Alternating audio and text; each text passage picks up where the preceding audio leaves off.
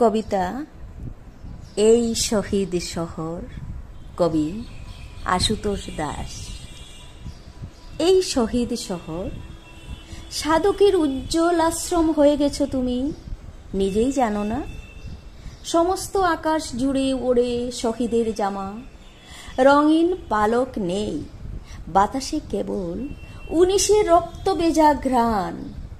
মেঘে কারপাশে কেবল সেই 61-র গুলাগুলির শব্দেরা আজও গড়ায় আকাশে বাতাসে শহরের অলিতে গলিতে। কান পাতলে তুমিও এখন শুনতে পাবে সেই ধ্বনি, সেই প্রতিবাদ, শহীদ মায়ের কান্না। এই শহীদ শহর তোমার সমস্ত ঠোঁটে রক্ত, শরীরে বারুদ, চোখে তবু উদ্ভাস, ঔজ্জ্বল্যে জড়িয়ে ধরেছ শহীদের মুখ। তোমার শরীরে বর্ণমালা রঙিন বর্ণালীর আঁকি বুকি। এই শহীদ শহর তুমি বঙ্গজননীর আকাশ প্রদীপ হয়ে দাঁড়িয়ে রয়েছ, প্রত্যাশায়, চৈতন্য, মেধায়।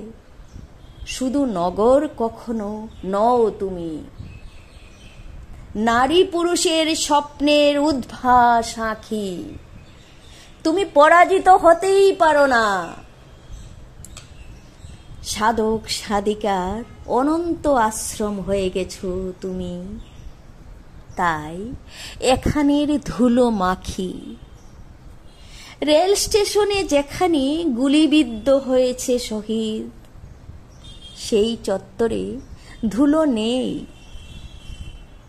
শুধু রক্ত মাখা অম্লান কুসুম ফুটে। সেই কুসুমে বঙ্গজননী প্রত্যহ জাগরণের কথাই বলে। এই শহীদ শহর অলক্ষ্যে এখন সাধকের উজ্জ্বল আশ্রম হয়ে গেছো তুমি। এখানে গৃহস্থী মানুষ সবাই বাসা সৈনিক হয়েছে। সারা বেলা কণ্ঠ জুড়ে মাতৃস্তব উচ্চারণে আকাশের তারাগুলো হেঁটে আসে। শহরের বুকে নেচে ওঠা বড়বক্র তথা অনন্ত বরাক, সেই থেকে বিভাগী বাউল হয়ে ছুটে যাচ্ছে দেশে দেশে। না না, কেউ আর কোনো কালে কোনো দেশে কোনো ভাষায় কখনো ব্রাত্য হয়ে থাকবে না।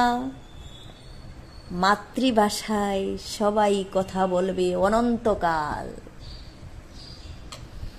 পাখিদের ঝাঁকে মাতৃভাষা আন্দোলনে প্রতিবাদের সুদৃঢ় ধ্বনি প্রতিদিন সঞ্জীবিত করে।